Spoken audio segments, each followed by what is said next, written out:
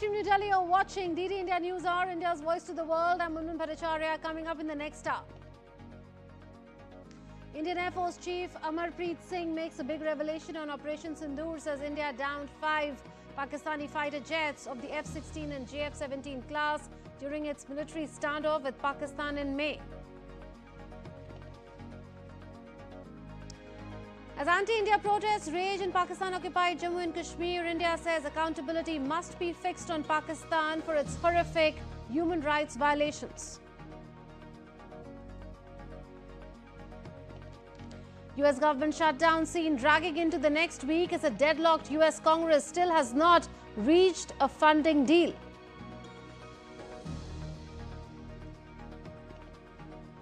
Trump gives Hamas until 2200 GMT on Sunday to agree to Gaza deal, warns Hamas of all hell if it rejects last chance Gaza deal.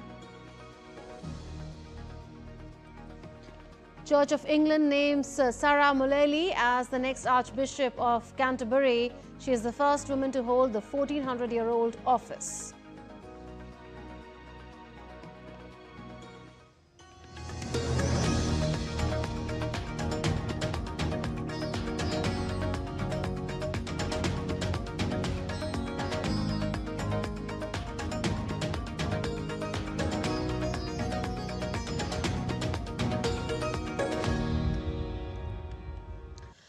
Operation Sindoor forced Pakistan to plead for the termination of war. This was declared by Indian Air Force Chief at a press briefing in New Delhi on Friday.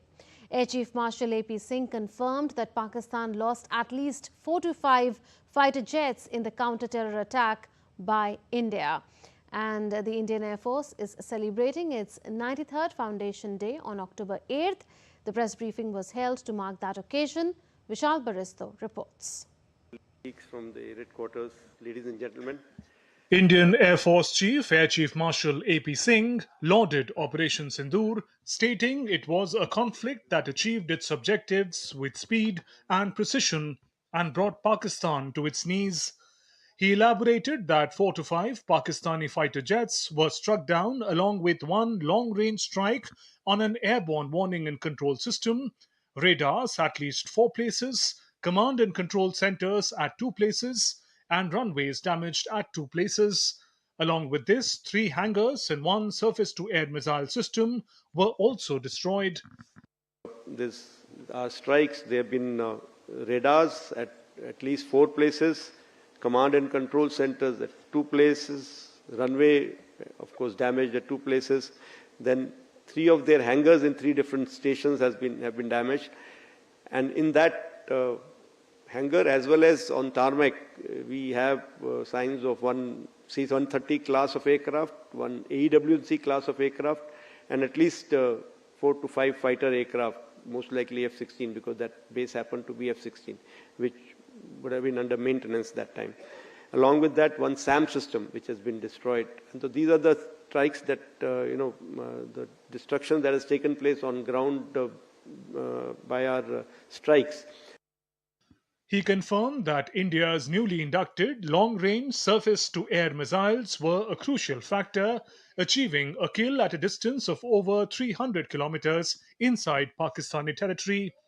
He rejected Pakistan's claims of shooting down Indian jets as Manohar Kahaniya or fanciful tales.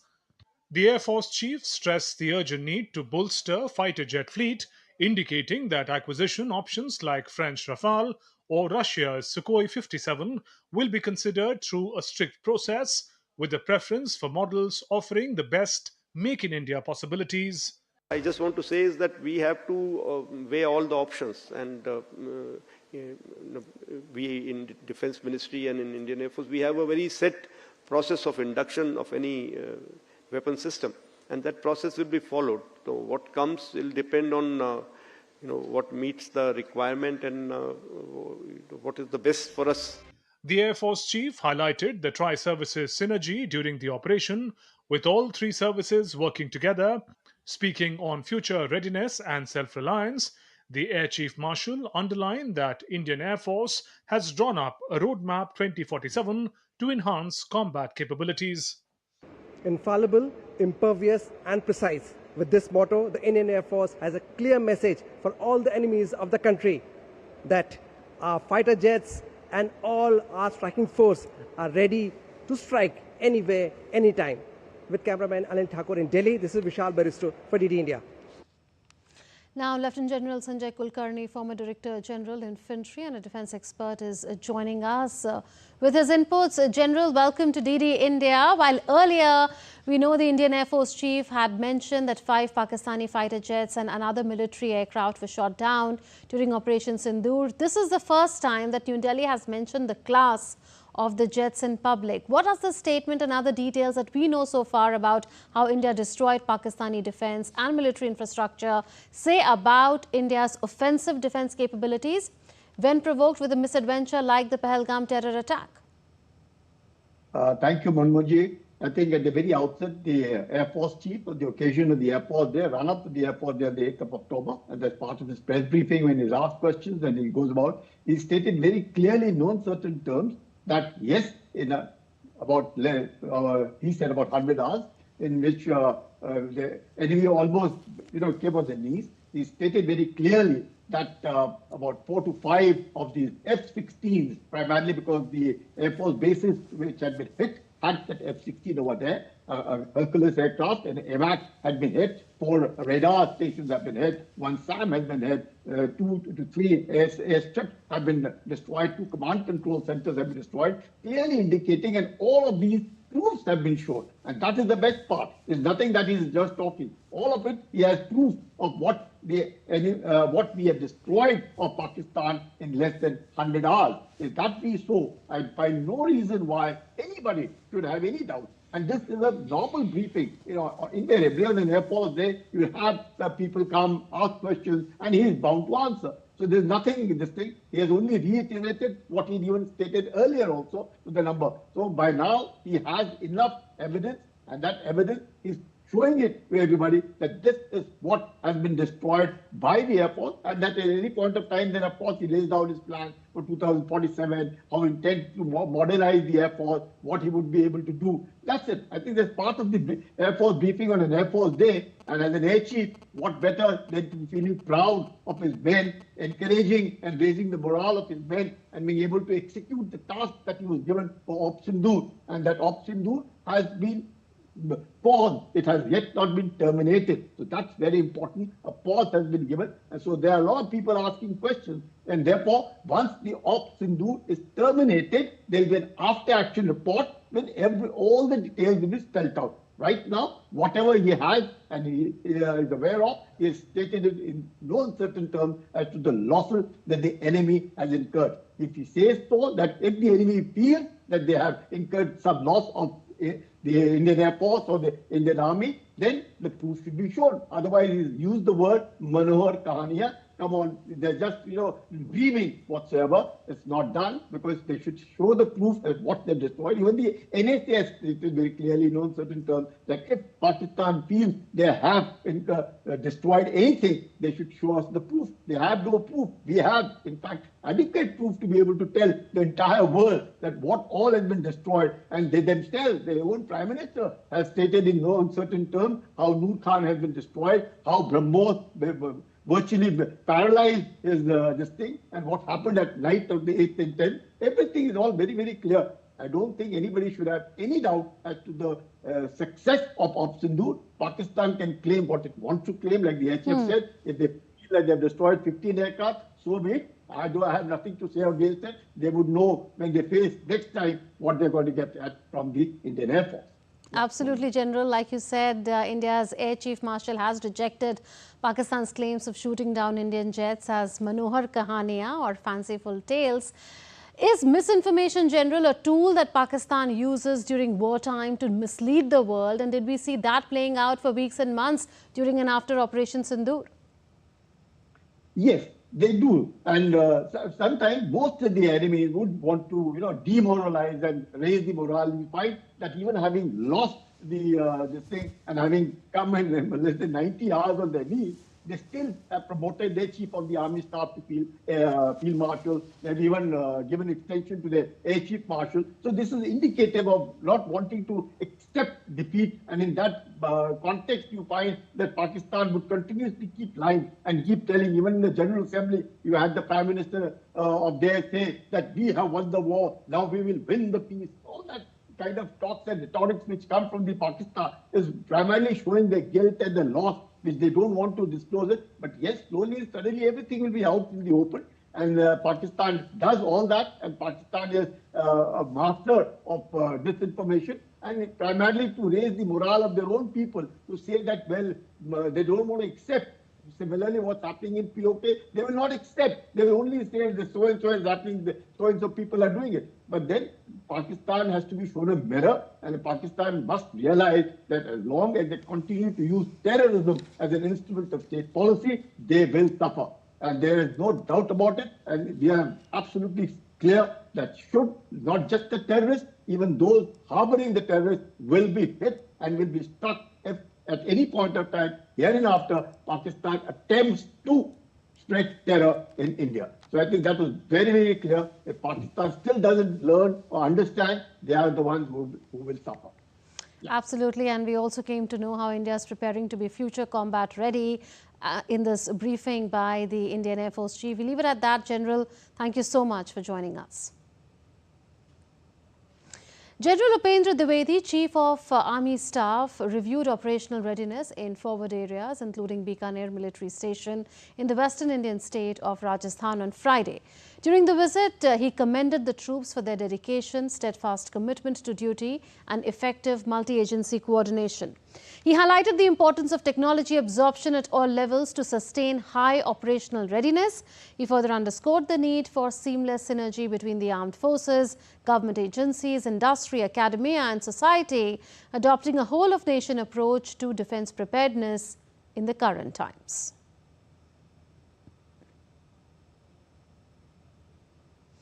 India's Finance Minister Nirmala Sitharaman highlighted India's role as a stabilizing force in the global economy while cautioning against the risks of imbalances and volatility. In her inaugural address at the 4th edition of the Kautilya Economic Conclave 2025 in New Delhi on Friday, the Finance Minister said the outcomes of the conclave have not only helped us in policy making, but also in holding global conferences. The G20 of 2023 stands out as a classic example. Honorable Prime Minister has actually set the two-track in motion, one being reaching by 2047 a position where you're able to say that you're a developed country, Vikasit Bharat. If that is one of the track, the other track is how do you reach that unless you are Atmanirbhar, unless you're self-reliant.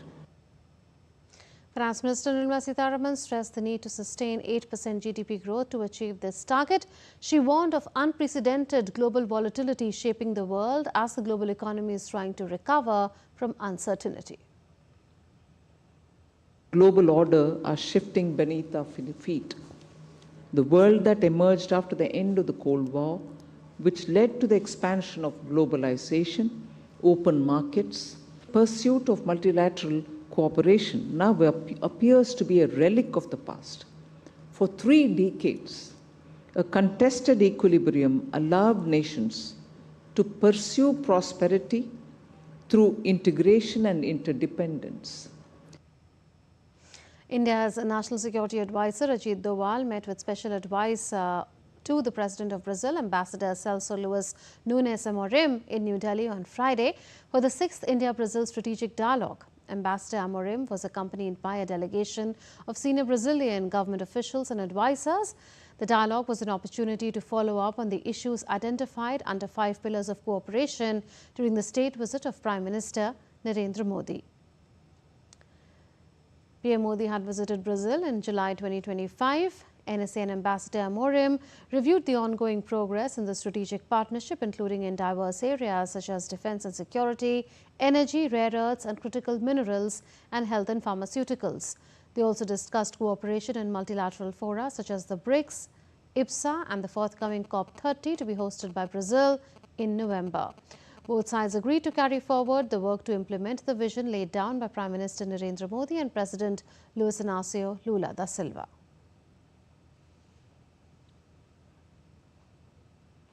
India's External Affairs Minister Dr. S. Jaishankar also met with Ambassador Celso Amorim, Special Advisor to President of Brazil, in New Delhi.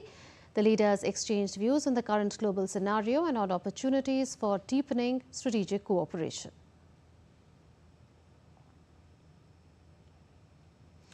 India's Defence Minister Rajnath Singh said that India is moving towards becoming a global manufacturing hub.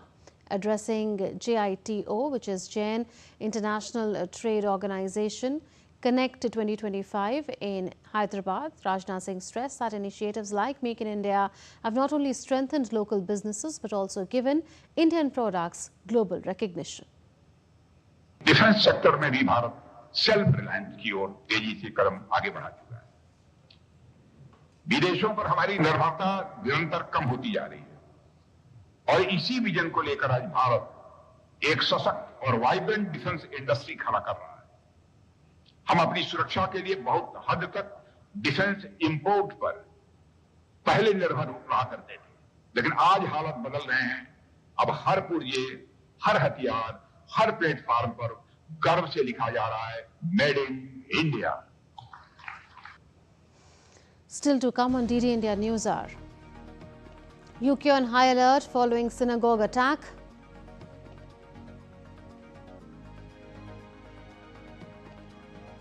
Czech Republic votes in pivotal elections that could return populists to power.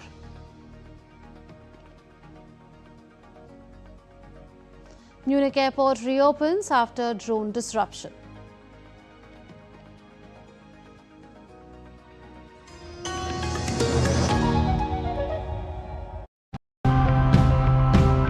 Whenever we think of scientists, farmers or shepherds protecting our environment, but the reality is quite different. Across the world, women have often done the quiet, hidden, silent work of protecting our planet. We've also noticed that because we had a kind of a model farm where we grew multiple crops, farmers around have also started doing that. In the beginning, it was frightening. I went door to door sharing the idea. I trusted in our sisterhood. Some agreed to work. A generational change is very important for us because the mountain villages of the Apennines are suffering from strong out-migration and the population is aging. The main objective of integrated waste management through this program is to recover voluntary donations from vendors that are still fit for human consumption and have nutritional value.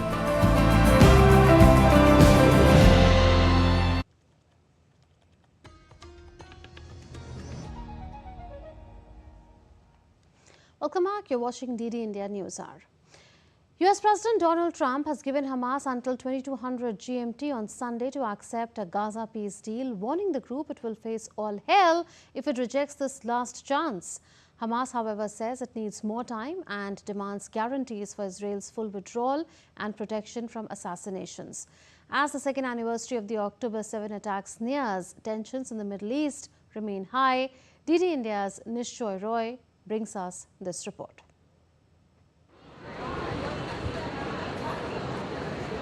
As the world nears the second anniversary of the October 7 attacks by Hamas on Israel, tensions in the Middle East remain fraught, with reports that some Israeli hostages in Gaza are still alive. Peace efforts teeter on the edge. Hamas says it needs more time to review the US peace plan, demanding guarantees for Israel's full withdrawal and safety from assassinations as the deadline nears for Trump's Gaza proposal. Amid global efforts for peace in Gaza, recognition of a Palestinian state continues to divide Europe. This issue, for historic reasons, is very divisive. In the European Union, we are 27 countries. We share a lot of things in common. We share sovereignty, but the countries are still sovereign. And one of the issues where they are sovereign is about recognition of third states. So it's true that not all countries now in Europe recognize the Palestinian state. At the same time, concerns grow over safety of Jewish communities abroad after fresh violence in Britain. It's very difficult to articulate at this moment in time how the Jewish community is feeling. For 2 years now we have felt lonely and isolated. We've raised this issue of high levels of anti-Semitism and anti-Semitic hate crime targeting Jewish people, and at times there's been very little solidarity and support from people who should know better. On the ground, Israeli Navy intercepted the last boat of a flotilla bound for Gaza, denouncing it as a political stunt. Authorities said 473 participants have been transferred to a prison in southern Israel, but stressed all remain safe and in good health. With Nishchoy Roy, Amit Mukherjee for DD India. The United States is grappling with the government shutdown now in its third day. With both parties locked in a standoff, the funding freeze is beginning to weigh on workers, projects and the economy at large. Here's more on the escalating deadlock in Washington. The political stalemate in Washington has put the US government shutdown into its third day with no breakthrough in sight. The Senate will vote again on Friday on rival Democratic and Republican plans to end the funding freeze. But with both sides entrenched, neither plan is expected to pass. Lawmakers remain at a deadlock, trading blame on the budget impasse. President Donald Trump has warned of deep cuts, saying federal workers could lose jobs and projects could be axed if the shutdown drags on. He also floated the idea of rebate checks from tariff revenues. Well, there could be firings, and that's their fault, and it could also be other things. I mean, we could cut projects that they wanted, favorite projects, and they'd be permanently cut. So you could say, a lot of people are saying, Trump wanted this, that I wanted this closing, and I didn't want it. But a lot of people are saying it because I'm allowed to cut things that should have never been approved in the first place, and I will probably do that. In a move seen as a political pressure, Washington has put $2.1 billion worth of Chicago infrastructure projects on hold, striking at a Democrat-led city. The economic impact is already visible. A key US jobs report has been suspended, along with other vital data releases, leaving policymakers and businesses in the dark about the health of the world's largest economy. Earlier, Democrats said they are open to talks, but only with what House Minority Leader Hakeem Jeffries called credible partners. We are ready, we are willing, we are able to sit down with anyone, anytime, any place, including the President and the Vice President, to try to find a path forward, to reopen the government, enact a spending agreement that actually meets the needs of the American people, while at the same time addressing the Republican health care crisis. With Washington at an impasse, millions of Americans now wait anxiously to see how long the shutdown lasts and how deep its ripple effects will run. With Amish Mahajan, Amit Mukherjee for DD India. UK was on high alert following synagogue attack in Manchester, which claimed 2 lives and injured 3 others on Thursday. British Prime Minister Keir Starmer on Friday visited the synagogue. Declared as a terrorist attack by the British police, the incident happened on a Jewish holiday known as Yom Kippur. PM Starmer, along with his wife, visited the location and interacted with the first responders. Starmer vowed to do everything in his power to protect Jews in Britain amid heightened fears for the community following the attack.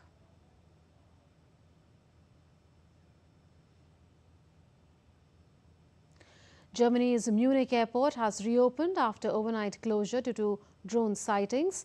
This incident is the latest in a string of similar aviation disruptions across Europe. Airports in Denmark, Norway and Poland have recently suspended flights over unidentified drones, while Romania and Estonia have pointed the finger at Russia, which has brushed off the allegations. Nearly 3,000 passengers were grounded as 17 departing flights were cancelled on Thursday night.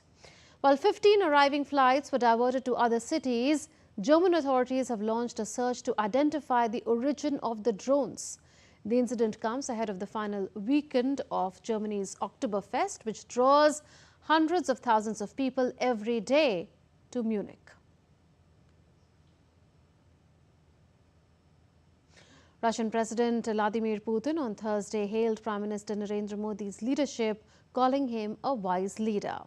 Speaking at the plenary session of the Waldai Discussion Club in Sochi, Putin mentioned that India and Russia both share a special relationship.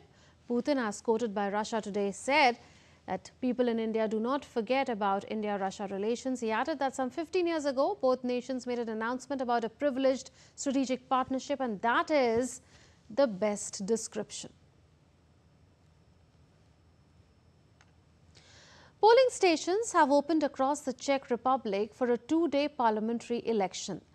The vote will decide the future of Prime Minister Petr Fiala's centre-right coalition government. Former Prime Minister and billionaire Andrej Babis is leading the race. His ANO party is campaigning to end military support for Ukraine and challenge Prague's pro-EU and NATO stance. Babis also faces a fraud trial and pressure to cut business ties if he returns to power. The election will fill 200 seats in the lower house under proportional representation with a 5% threshold for entry. A Babis victory could pull Prague closer to Hungary and Slovakia, straining relations with Brussels and Kiev. Sarah Milali was on Friday named the new Archbishop of Canterbury, becoming the first woman to lead the Church of England, which can trace its origins to the Roman Empire and the global Anglican community. According to the UK government, a nomination by a committee tasked with finding a successor to Justin Welby, who stepped down earlier this year over an abuse scandal, has been approved by King Charles III. The Church of England is the mother church of global Anglicanism. Milali is 63 and she becomes the church's 106th Archbishop of Canterbury, the first having been appointed in the late 6th century. In a statement, the former nurse acknowledged the huge responsibility of a new role, but said she feels a sense of peace and trust in God to carry me. Prime Minister Keir Starmer welcomed the appointment of the first woman to hold the role. Delivering her first speech on Friday since being appointed to the role, Milali emphasized on the need to safeguard the vulnerables and foster a culture of safety and well-being for all. As a church, we have too often failed to recognize or take seriously the misuse of power in all its forms.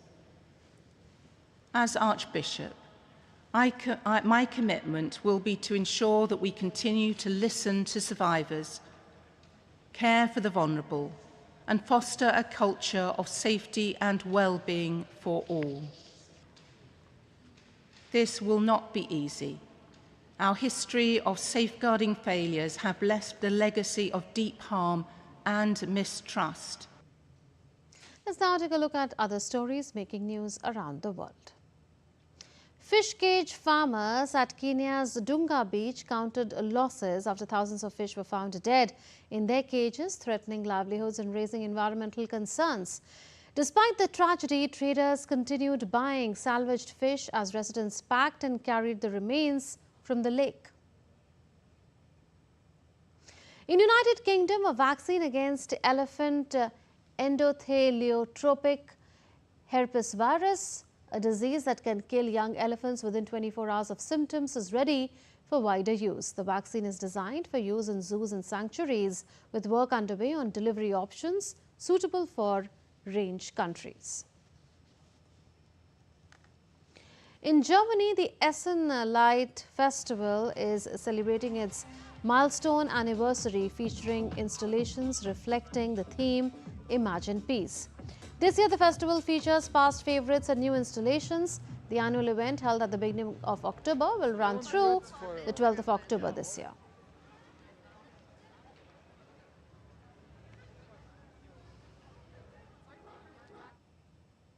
Still to come on DD India Newshour. We will have an expert take on the widespread protests and unrest in Pakistan-occupied Jammu and Kashmir. Cycle of persecution continues amid an escalating wave of enforced disappearances across Balochistan.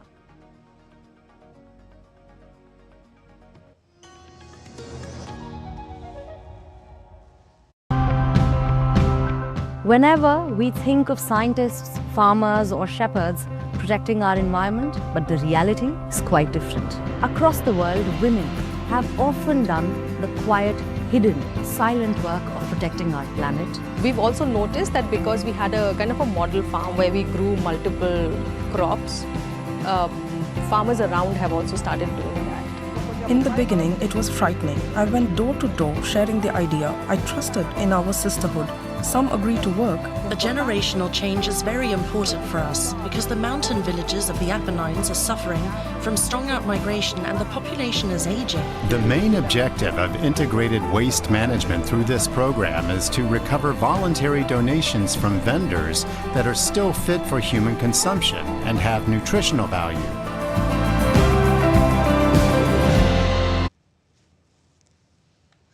Welcome back. You're watching DD India Newshour. Pakistan-occupied Jammu and Kashmir is boiling with fierce protests. For 5 days now, civilians have been protesting on the streets of Muzaffarabad and other districts, demanding an end to their social-economic neglect, calling for political reforms and an end to elite privileges. When security forces and police clashed with the protesters, at least a dozen civilians were reported killed. Protests have even reached Islamabad. There was a police crackdown there too. Even journalists were assaulted. There are reports that protests have spread to Karachi as well. So what is fueling the protests, and what is Pakistan's human rights record in PoJK, or Pakistan-occupied Jammu and Kashmir? The next story brings you more. The streets of Muzaffarabad, the capital of Pakistan-occupied Jammu and Kashmir, have turned into a battlefield after days of violent clashes between anti-government protesters and the police. Thousands first took to the streets of Muzaffarabad, demanding an end to lucrative benefits for the political class, such as free electricity and expensive cars. The protests have been led by civil rights organization Awami Action Committee, formed to fight for local rights in the mostly rural region, echoing similar movements in Khyber Pakhtunkhwa and Balochistan. All the citizens of Muzaffarabad were peacefully recording their protest on Neelam Bridge when a few people, some facilitators of institutions, arrived with institutional weapons in the presence of administration and police and opened direct fire on our venue. We have evidence of this. The town of Kotli saw a complete shutdown, and major areas including Azad Patan and Palandhari continued to witness demonstrations with crowds voicing their demands and grievances. On Friday morning, thousands marched from Jhelum Valley towards Muzaffarabad in protest against the Pakistani government, while the Pakistani government claimed in a statement that it had accepted 90% of the demands. The AAC, which is asking for affordable electricity, more hospitals and for private mobile network providers to enter the market, denied that its demands had been met. Listen to the sentiments on the ground. The politicians here behave like gangsters over our heads. We want them gone and their privileges removed. The free electricity the people in the government receive should end. With internet and mobile phone services blocked in Pakistan-occupied Jammu and Kashmir, and local media warned by authorities against covering the daily demonstrations, the outrage has spread well beyond the region. Several youth set up tents outside the Pakistani High Commission in the UK and have gone on a hunger strike against the Pakistani government. India responded to the violence in the region, saying Pakistan must be held accountable for its horrific human rights violations. We have seen reports on protests in several areas of Pakistan-occupied Jammu and Kashmir, including brutalities by Pakistani forces on innocent civilians. We believe that it is a natural consequence of Pakistan's oppressive approach and systemic plundering of resources from these territories, which remain under its forcible and illegal occupation. Pakistan must be held accountable for its horrific human rights violations. The latest agitation is part of a longer cycle of unrest in Pakistan-occupied Jammu and Kashmir. Besides socio-economic neglect, human rights violations in the region have been widely documented. They include forced disappearances, torture, political repression, electoral fraud and suppression of freedom of speech. Pakistani security agencies, particularly the Inter-Services Intelligence or ISI, have been accused of carrying out arbitrary arrests and enforced disappearances of activists, journalists and pro-independence voices. Torture and lack of accountability for security forces are key concerns. With inputs from Vishal Baristo, DD India. And joining us for perspective now is Ambassador Prabhu Dayal. He is former Indian ambassador and the author of Karachi Halwa, a book on his diplomatic experiences during the rule of General Zia-ul Haq in Pakistan. He's now joining us. He's on the screens. Well, Ambassador, welcome to DD India. Good to see you after some time. Just look at the toll that the security crackdown on protests in PoJK has taken. 5 protesters were shot dead in Muzaffarabad, 5 in Dheerkot and 2 in Dadial, and these numbers could be well more. Many civilians are critically wounded with gunshots, and we see, Ambassador, that a similar story of denial of basic rights, repression, exploitation of natural resources is taking place across PoJK, Balochistan, Sindh and Khyber Pakhtunkhwa. But if we talk of PoK, do you think that its residents feel cheated that first the territory was forcibly occupied by Pakistan and then the quality of life that these occupiers gave them has been at subhuman levels? Well, Munmun, first of all, thanks for having me on your show. You are absolutely right in pointing out that the discontent in the Pakistan-occupied Jammu and Kashmir, or PoJK, stems from a combination of long-standing political marginalization, severe economic hardship, and a lack of basic rights. Now, this has fueled persistent protests against Pakistani rule. The current situation is the result of many decades of neglect and unfulfilled promises. The region has historically lacked democratic norms and fair representation, leaving many residents without a channel to voice their frustrations. Now, as a result, violent protests have been taking place in PoJK, with the regional capital of Muzaffarabad serving as a key center of the unrest. You pointed out that there were 5 casualties which took place in Muzaffarabad. And casualties have taken place in other parts of PoJK also. Protests and clashes have flared up in other towns across PoJK. So while the violent protests are focused on Kashmir, solidarity protests have also taken place in other parts of the country like Islamabad and Karachi. So in response to the wave of protests, the Pakistani security forces have been using excessive force, resulting in many casualties. This violence has further inflamed public anger and fueled calls for accountability. So let me mention that the current protests are the latest escalation in a movement that began in 2023. It was temporarily suspended because the Pakistan Prime Minister offered concessions in May 2024. I see. But peace was short-lived because the promised reforms were not implemented. Ambassador, So if I can therefore, pick the up protests- from where you've just left, we know that these protests aren't the first time that this is happening there, but look at the scale of the protests. The scale of the protests seem unprecedented. They've spread to Islamabad and Karachi. Now in PoJK, while some demands of protesters focus on bread and butter issues, like you've been saying, there are others that relate to political structure of PoJK and Islamabad's hold over the region, the point about political marginalization that you had made. Now, protesters talk of decades of unmet promises and systemic neglect. There are 12 reserved assembly seats that are meant for Kashmiri refugees settled outside PoK, and these are seen as nothing but a political tool to monopolize development funds and distort local representation. Is this anything but remote controlling in an occupied territory?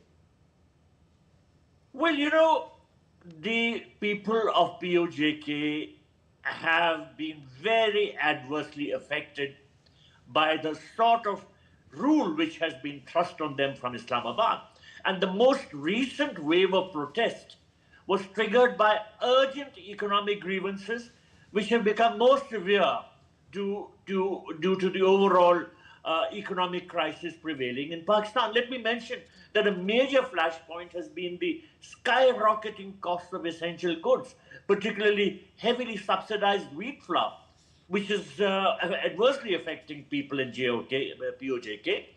And there are also concerns about the fact that while the region generates significant hydroelectric power from the Mangla Dam, yet residents face inflated electricity costs and severe power outages.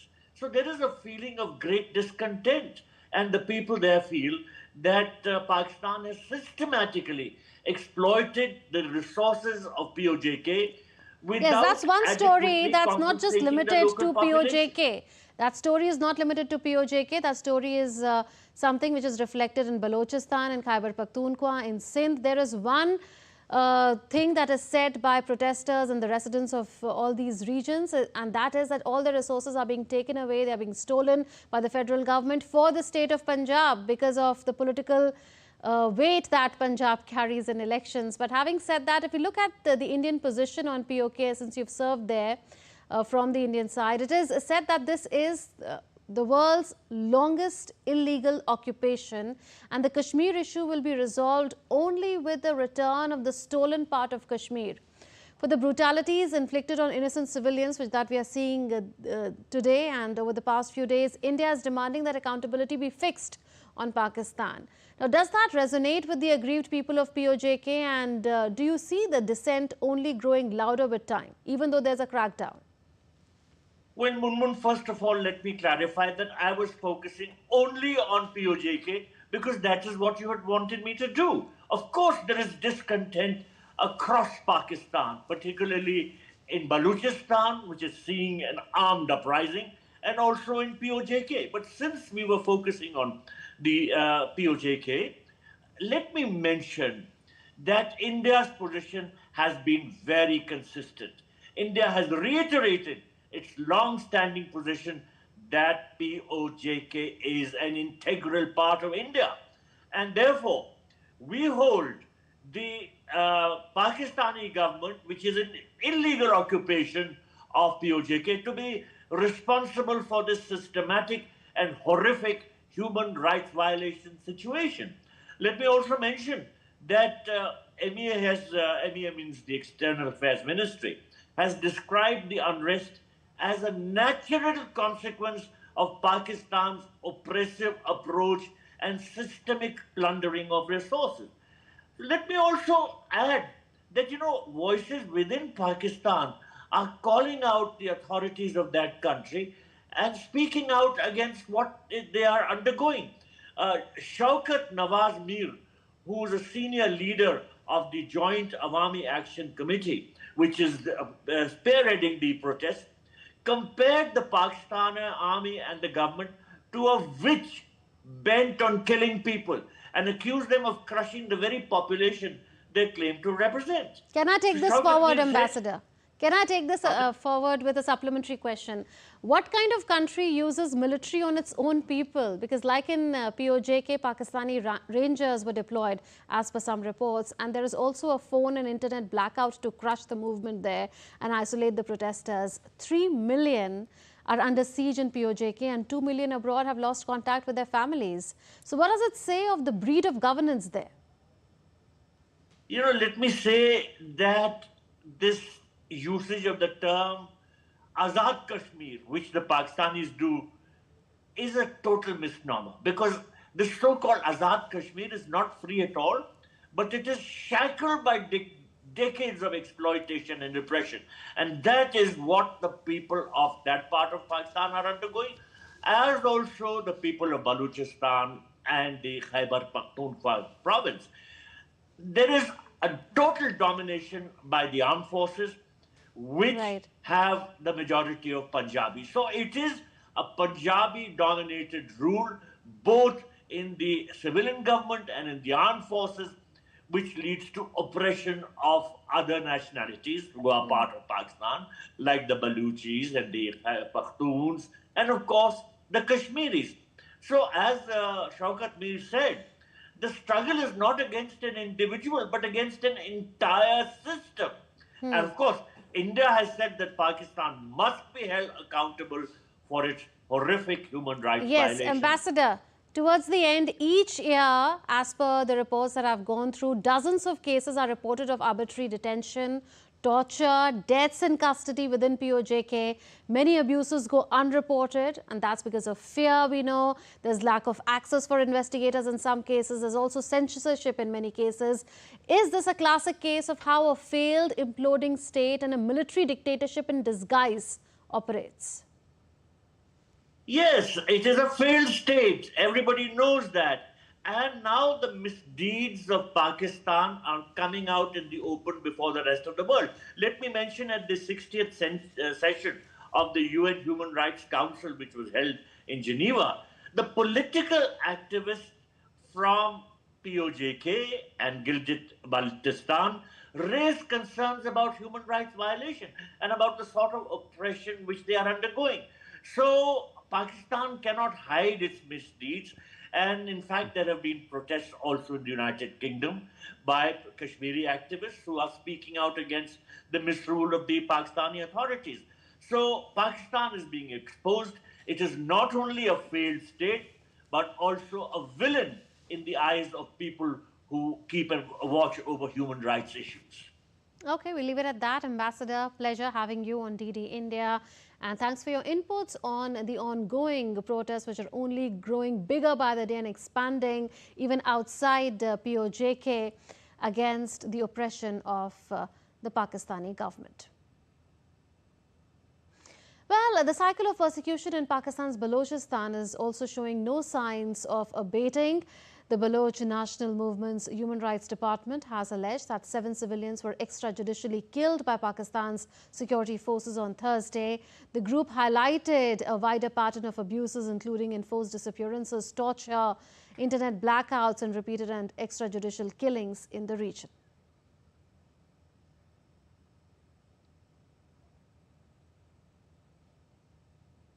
News from India now. India has been honoured with the prestigious ISSA Award 2025 for outstanding social security achievements. Union Minister Mansukh Mandavia received the award in Malaysia. Dr. Mandavia said that the award reflects Prime Minister Narendra Modi's vision of Antyodaya, focusing on empowering the last person in line.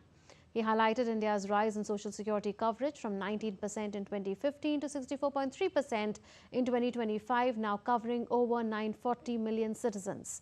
The minister also praised the eShram portal, which registered more than 300 million unorganized workers in 4 years.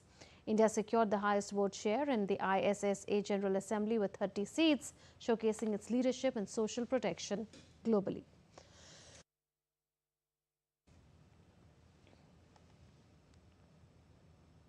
On Gandhi Jayanti, Indian culture took center stage at the Gates Foundation, celebrating the spirit of innovation and heritage. The Consulate General of India in Seattle partnered with the Gates Foundation to host a special India Day event on the 2nd of October, featuring Indian arts, cuisine, and cultural performances. Addressing the gathering, Microsoft co-founder Bill Gates praised India as a global leader in innovation, highlighting how its pioneering solutions could transform lives across the global south. Niti Aayog on Friday launched the first paper under its tax policy working paper series. The paper focuses on improving tax certainty, attracting more foreign investment, and bringing more transparency in permanent establishment and profit attribution for foreign investors in India. Addressing the media, Niti Aayog CEO BVR Subramanian said that the objective of the paper is to introduce an optional presumptive taxation scheme that offers a simpler and more predictable way for foreign companies to pay taxes. The paper also recommends clear domestic laws, stronger dispute resolution systems, and better training for tax officials. India has reported a sharp decline in violent crimes under the Modi government. According to the National Crime Records Bureau, cases of murder, rape, dowry deaths and riots have significantly fallen since 2014. Since 2014, dowry deaths have fallen steadily. By 2023, the number of such cases stood at 6,156, which is a 27% reduction compared to 2014. This marks one of the sharpest declines among all violent crimes tracked. New criminal laws have introduced tougher provisions, strict timelines for investigation and trial, and consolidated offences against women and children into a dedicated section with 37 provisions. India's Railway Minister Ashwini Vaishnav, along with Japanese Minister Hiromasa Nakano, on Friday visited the Surat high-speed rail construction site in Gujarat. The ministers reviewed key components of the project, including the track slab laying car and the track slab adjustment facility. Both the ministers expressed satisfaction with the quality standards being followed and commended the rapid pace of construction. The visit reflects a strong collaboration between India and Japan in implementing India's first high-speed rail corridor. AICTE and Society of Indian Defence Manufacturers (SIDM) launched model curriculum for minor degree in defence technology. This program will equip engineering students with specialized skills in aeronautics, naval systems, cybersecurity, advanced materials and more, building the future talent pipeline for India's defence sector. Through government, academia, industry collaboration, the objective of the model curriculum aims to fill skill gaps in the defence sector, create a structured pathway to build industry-ready talent and strengthen India's defence ecosystem, enabling the national vision of Atmanirbhar Bharat. India's Commerce and Industry Minister Piyush Goyal met Deputy Prime Minister and Minister for Trade and Industry of Singapore, Gan Kim Yong, on Friday. In a post on X, he said that there are immense avenues to collaborate across sectors such as advanced manufacturing, skilling, infrastructure and digital connectivity. He also said that he looks forward to strengthening investment ties and further deepening the India-Singapore partnership. You're watching Lead India Newshour. Time now for all the sports action. India ended day 2 of the opening test match against West Indies in a commanding position at the Narendra Modi Stadium in Ahmedabad on Friday. India reached 448 for 5 at stumps, stretching their lead to 286 runs after centuries from KL Rahul, Dhruv Jurel and Ravindra Jadeja. Jadeja and Washington Sundar remained unbeaten till the end of play after both Jurel and Rahul hit centuries. With 3 centurions and a massive lead, India are in total control. The West Indies, depleted and struggling, face a challenge on a difficult surface, leaving India strong favourites to seal a 1-0 series advantage in what has been a dominant display by the hosts. England stunned South Africa in the ongoing Women's World Cup with a dominating 10-wicket win on Friday at the Barsapara Cricket Stadium in Guwahati. England's spirited bowling attack bundled out South Africa for a paltry score of 69. World Cup debutant Lindsay Smith was the standout, with the ball returning with figures of 3 for 7. England's Tammy Beaumont and Amy Jones adopted a calm approach while chasing the trivial 70-run target. Beaumont and Jones chased down the target in just 14.1 overs and returned with unbeaten scores of 21 and 40 respectively.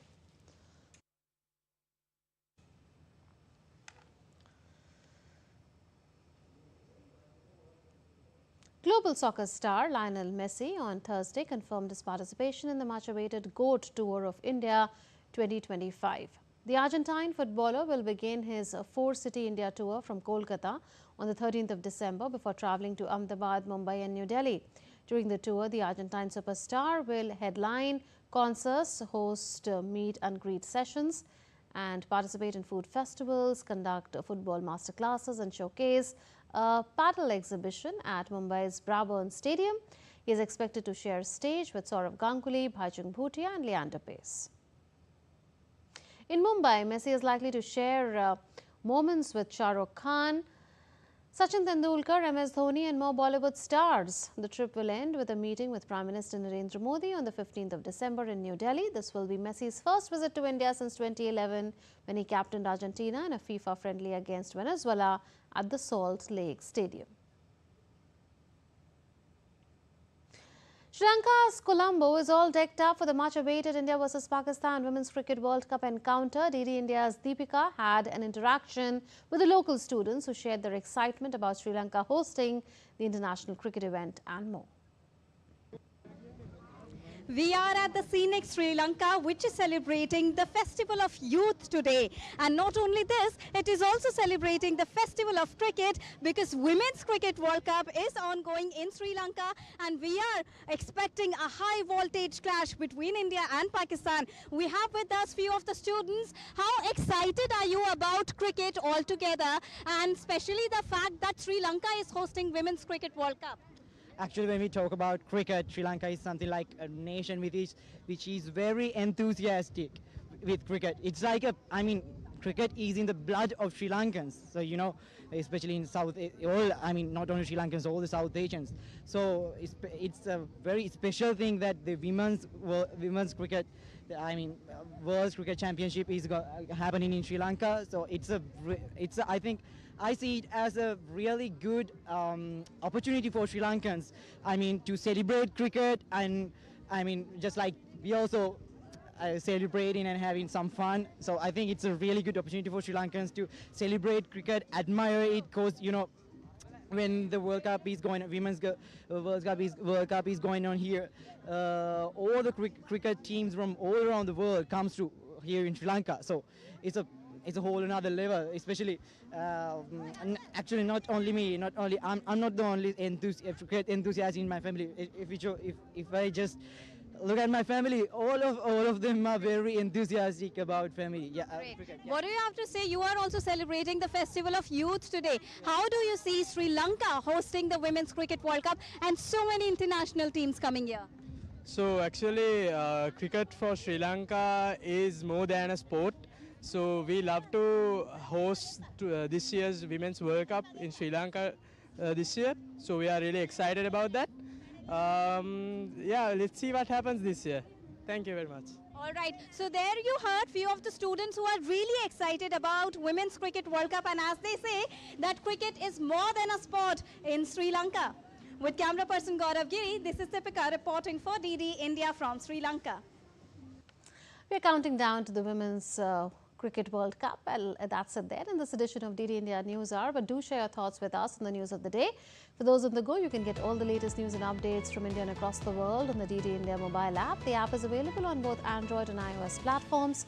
You can scan the QR code on the screen to download now. We'll be back with more news as it breaks here on DD India. This is Munmun Bhattacharya from all of us here in Delhi. Thanks for watching DD India News Hour. Namaskar.